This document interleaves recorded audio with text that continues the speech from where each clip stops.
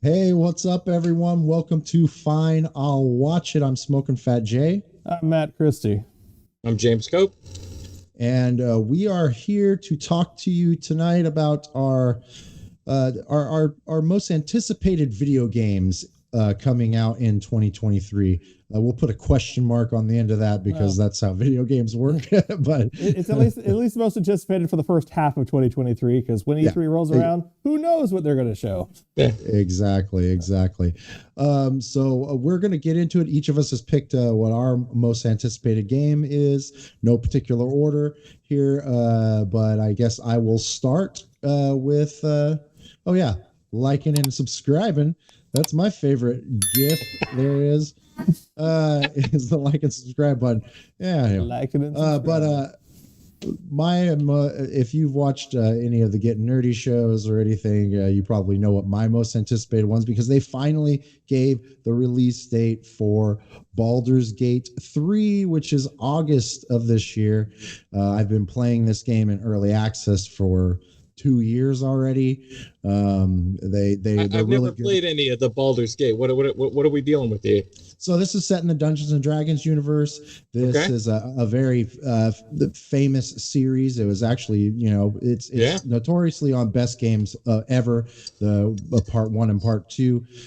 They're called I think CRPGs. So it's very point and click. You get into encounters just like you would in Dungeons and Dragons. Initiatives rolled. Everybody takes turns, stuff like that. This follows all the D&D 5e rules, current 5e rules. It's a lot of fun. It's bringing back some old characters. Like I said, I've been playing early access where you kind of only get to go through part of Act 1 with a very limited amount of character and stuff that you could do. But they've been releasing patches throughout that whole 2 years where they've added things, and they've really been good about listening to the community too on changes that needed to be made. So they work really well. It's done by Larian Studios. They do Divinity Original Sin games, which are also very popular, that are similar. So this one, I'm super excited to see this one come out. So. Sounds like a cool game. My question for you is, since you've been playing early access, did they keep the Rube Switch damage save feature from Baldur's Gate 2? It's very different from Baldur's Gate 2. It's way more refined. Baldur's Gate 2 was kind of more, like even games like Knights of the Old Republic, where it was like your action kind of kept going, so you could pause the action and then you could kind of choose things to do. But if you didn't, people just kind of auto did stuff. This is much more in line with Dungeons and Dragons rules. I said it from the beginning when I started playing it. It's the most like playing Dungeons and Dragons on a video game that I've ever had. Wow, it's wonderful. So it's a lot of fun. You can party up with people, and they have other party members that you meet along the way, and it's a great game. I definitely recommend people checking it out, or at least watch some YouTube videos. You can watch some on this channel right here. So I just want the damage cheese feature from Baldur's Gate 2, where you could start attacking an overleveled creature and then leave the room, sleep, and go back in. The creature still has the same amount of damage taken, and just restart the battle with fresh magic. Yep. It was good times, man. Just like D&D rules will let you do. Yeah. You're picking on monsters that have a bad home life. Like those motherfuckers can't go home and sleep. No, I'm doing it to fight. I always fought all the dragons and liches with the fire elemental creatures, and just set them in the front line. As soon as they died, I backed out of the room, went to sleep, woke up with fresh magic, went back in. They had the same damage they took from before, and just kept spamming it back and forth. So. And you're like level 3 with all the best items, and you're just like, okay, let's just whiz through the rest of this game. Pretty much. But yeah, I definitely recommend that game highly. So I can't wait for it to come out. Out of all the Baldur's Gate games, what was the best one so far? 2 was probably the best just because it was way more. It took a lot of concepts from 1. They obviously, because of the success from that one, they made a lot of things bigger.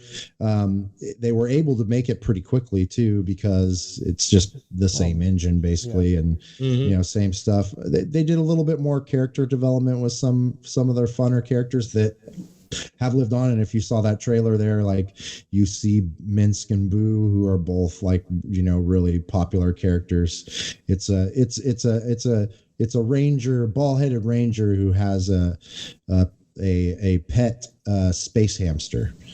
It's a giant space hamster. All right. Well, James, the important thing to remember between Baldur's Gate 1 and 2 is that in Baldur's Gate 2, they got David Warner to play the main bad guy of the game. So, like you do. Yeah, as you do. Especially as you did back then. We played all the bad guys of everything. We all seen Time Bandits. We know what's up. For me, the best game of 2023 is the game I'm actually most excited about. It's going to be Breath of the Wild 2. I believe it's called Tears of the Kingdom, Link's Double Adventure / longest title ever. One thing to note is Zelda's in this one.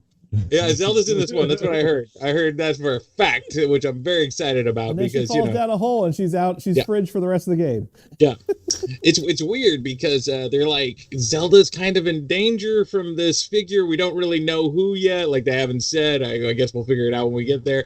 And you got to play some plucky young hero that like saves him. It's almost as if they've used the same fucking template for 40 years, and I am still playing the shit out of this. So I, growing up, had the Atari, we had the Odyssey, and then when Nintendo came out, we got Nintendo. And playing Mario Brothers, love it. I fell in love with Legend of Zelda because it came with a map for you young kids out there. So all games came with like little booklets you could read and stuff. Zelda's came with a little booklet, but it also came with a map. And the cartridge was gold. Which like gave you this weird, like, why is this a different color than anything else? Like, it felt weird. Then, because I role-played Dungeons & Dragons, Ninjas and Super Spies, Teenage Ninja Mutant Turtles, and Robotech when I was younger, and Heroes Unlimited. And all my role-playing friends, all 3 of them, had Legend of Zelda 2, and we'd bring our maps, and we would mark on our maps what we found stuff. And like trade it back and forth, like, oh my god, you got to get the blue fucking candle, quit fucking around, you're fucking everything up. And and we're like in 3rd grade doing this, by the way, like, you piece of shit, you quit being a fucking moron. It was the 80s, so gay was said 50 times, but it's got nothing to do with anything. Exactly. So Legend of Zelda, gay, but it wasn't gay. But go ahead. So Legend of Zelda has always been kind of like my favorite game series. It's definitely a game series I went back to. I walked away just like everybody else, and they brought us back with Ocarina of Time. Then they went fucking dark as shit as with Majora's Mask. Then they came out. Then we were all hooked again. We were like, fuck it, I guess it's Legend of Zelda for life. Then they came out with Wind Waker, which we all like, this is going to be a pile of shit. Then we actually played it, and we were like, this is fucking amazing. Twilight Princess is really good. A Skyward Sword is shit. And I kind of walked away. I kind of was like, I think I'm getting too old for this. And like an action movie, old cop, I was brought back in for the Breath of the Wild.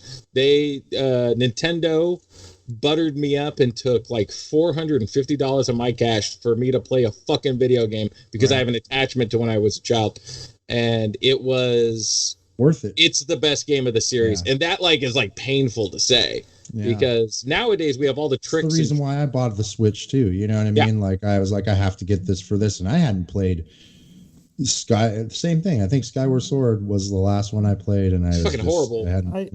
I would like to interject here and say, James, you left out a very important part of that story in your timeline of Zelda.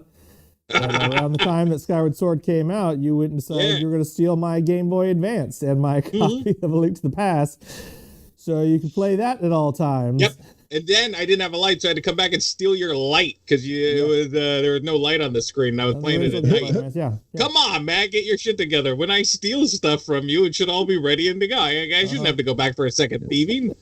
I stole Christensen's. That I got a Nintendo 3DX so that I could play Zelda Link to the Past. And that's when I knew Nintendo was fucking with us. They did like Link to the Past 2, and I was like, there's no fucking, they're all like, oh, these are for kids, quit. Well, you older geeks, knock it the fuck off, right? The Mario's for kids. It's like, you didn't make a sequel to a game from fucking 30 years ago for a fucking 8-year-old. Right. Like, the 8-year-old is like, oh, finally, Link to the Past from Super Nintendo's got a sequel. Yeah! Like, you did that to corner the market on us, to, like, get us to all go buy it. And then so I was kind of mad at Nintendo, so I was like, I'm not going to buy it. And then the reviews came out for Breath of the Wild. It was everybody's game of the year. It was a 10 out of 10. There was like 2 reviews that gave it like a 9.5, and everybody was like, you should die of cancer, you piece of shit. It was just like, all right. So Zelda, when the game series, when it's at its best, is Breath of the Wild. Do what you want. Just go do what you want. It's like, it's an open world sandbox. If you want to go fight the boss at the very end, get your fucking ass beat, go ahead. And one of the biggest criticisms Zelda's had is that it's been too easy for a long time, because they keep trying to make it for like 6-year-olds, but some of us have grown up.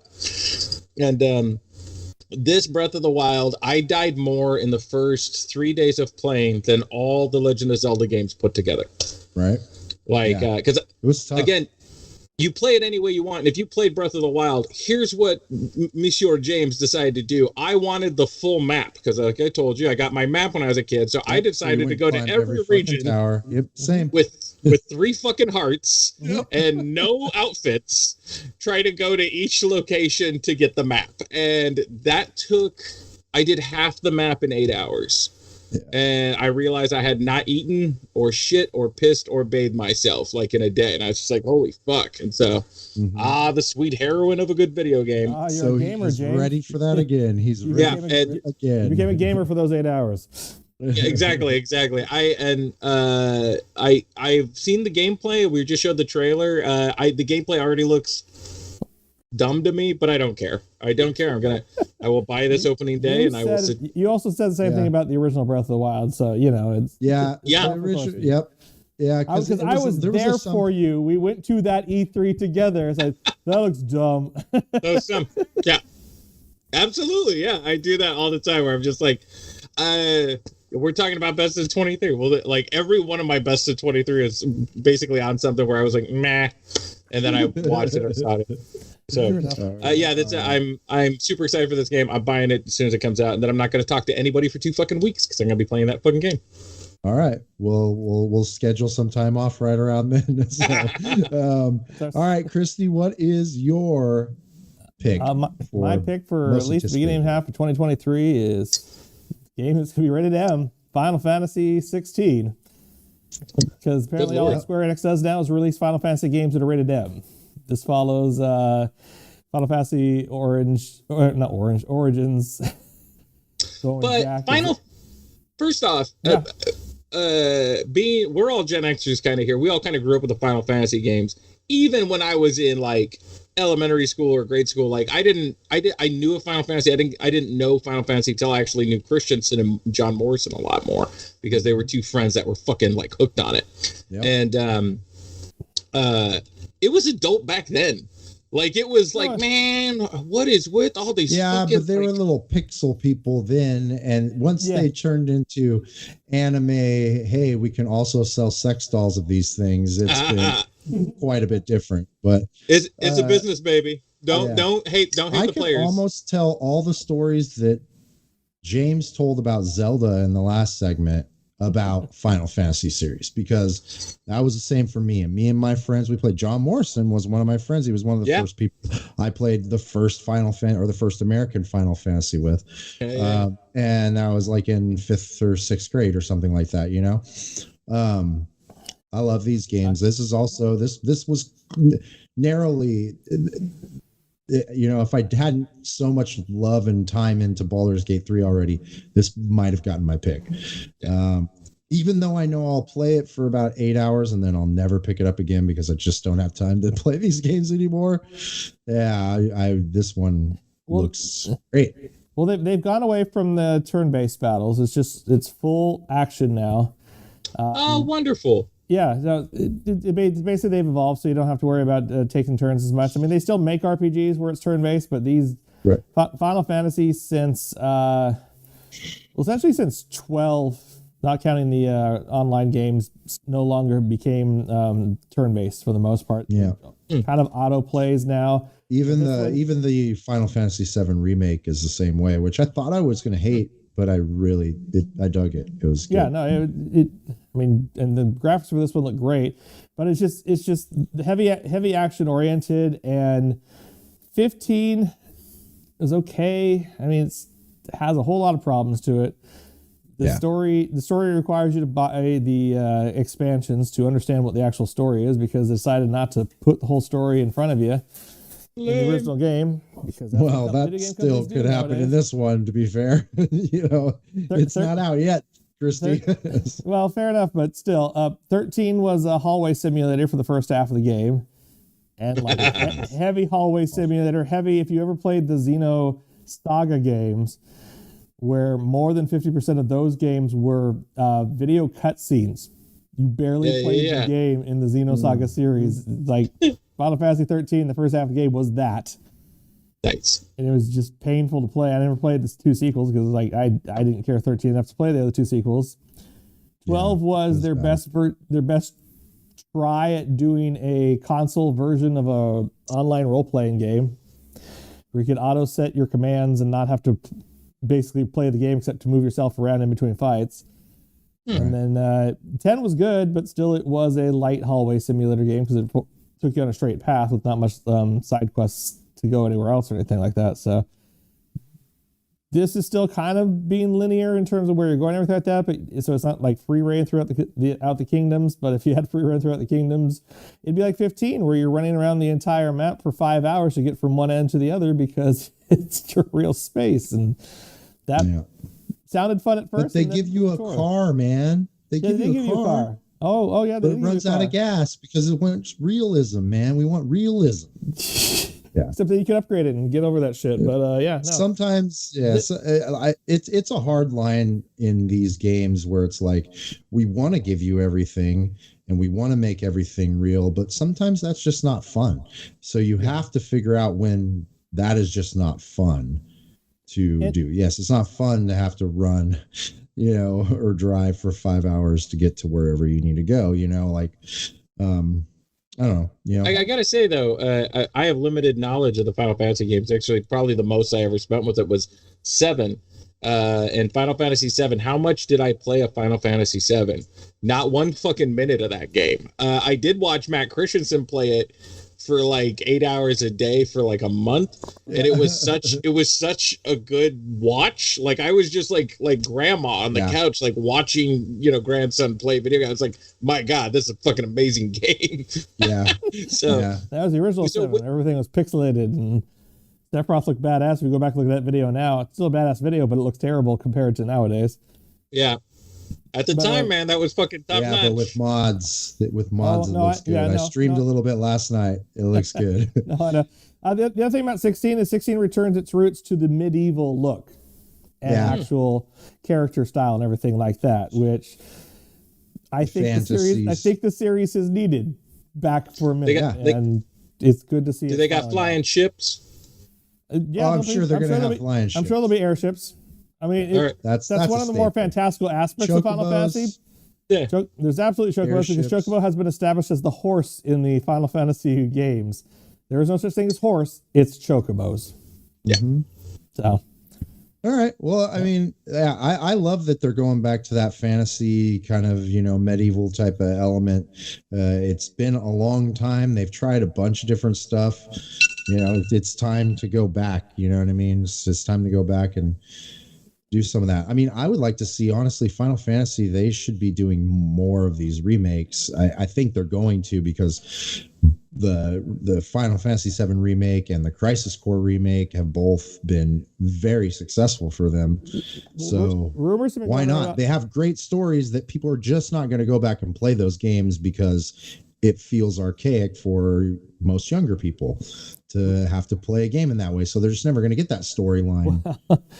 That was good and possibly be better.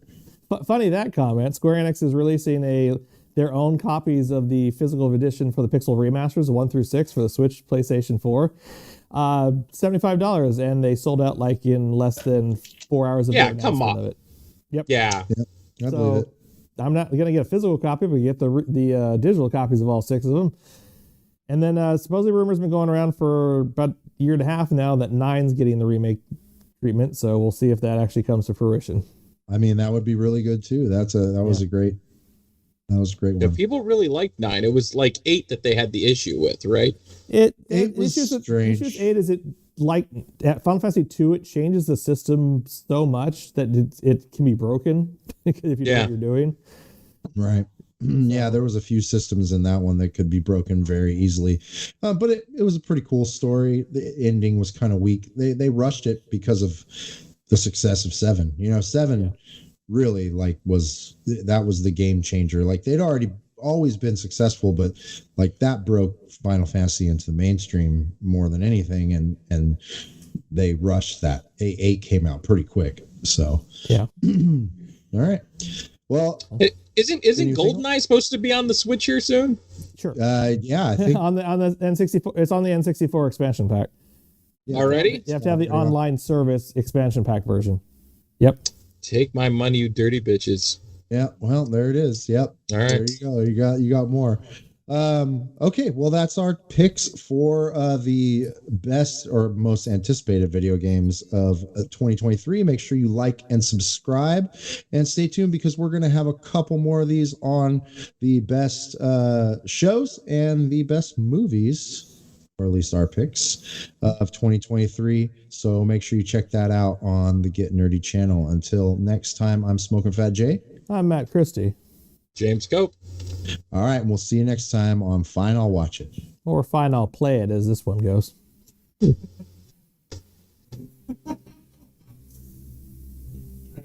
Sweet.